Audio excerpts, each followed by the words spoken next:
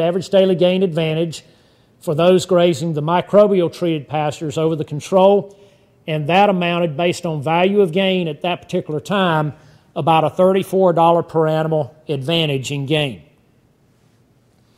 Okay, this year at the Auburn Upper Coastal Plain Ag Research Center located in Winfield, Alabama, which is northwest Alabama, we conducted a forage trial on coastal Bermuda grass. That's their predominant forage species and has been for decades at this particular location. We had 3 replicates per treatment. We looked at 3 different treatments. Okay, we had a half-gallon per acre forage boost, a half-gallon per acre forage boost plus 50% fertilizer, and then our control, which was 100% fertilizer. All treatments were applied at the same time on May 1. Here's the results. We found that in this particular trial where we had the Sumagrow alone, we did not have the yields that we had in the other 2 treatments, and we also had a significant depression in value of dry matter production per acre. However, where we incorporated the Sumagrow with the fertilizer, we had a significant increase in dry matter yields and right at a $27 or $28 per acre advantage in dry matter yield value compared to the 100% fertilizer control. Okay, Murray State University conducted a trial where they were grazing stocker steers on summer annuals, and the particular summer annual that they were looking at was BMR sorghum. We had 4 different treatments. We had 1 gallon per acre of Sumagrow, 2 gallons per acre of a raw milk product, and for those of y'all that are not familiar with this is throughout the Midwest and the Mid-South and Upper South. This has become a very common fertilizer, okay, where people can get it using raw milk.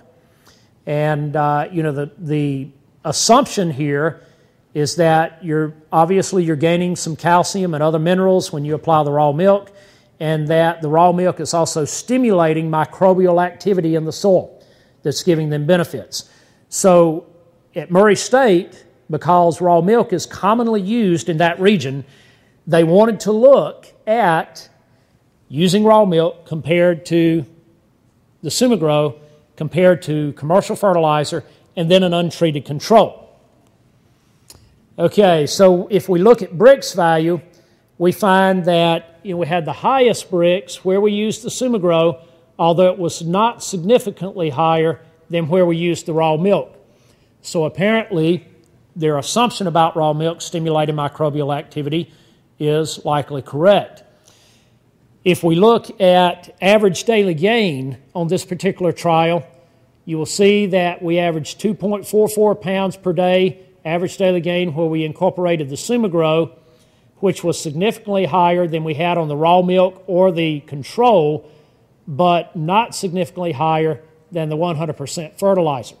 However, when we looked at the cost advantage due to the reduction in cost per acre, then we did have an overall advantage in that regard. And this is just a graphic depiction of the differences that we saw in both average daily gain and Brix in the Murray State trial. At Michigan State, at their Lake City Research Station, we conducted some alfalfa trials looking at Sumagrow applied at the rate of 1 gallon per acre at green up, and then a half gallon per acre after each cutting, and then a second Sumagrow application that amounted to a half gallon per acre at green up, and then a half gallon per acre after each cutting, compared to our control.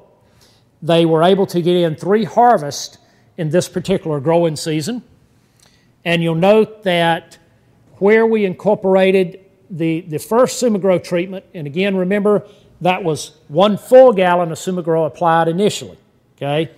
In the first Sumagrow treatment, we had significantly higher dry matter yields compared to our control. And then in the second Sumagrow treatment, where we applied the half gallon per acre initially, we again had significantly higher dry matter yields compared to our control. This amounted to about a 34% yield increase. The other thing that they noted in this particular trial was that the alfalfa was maturing quicker,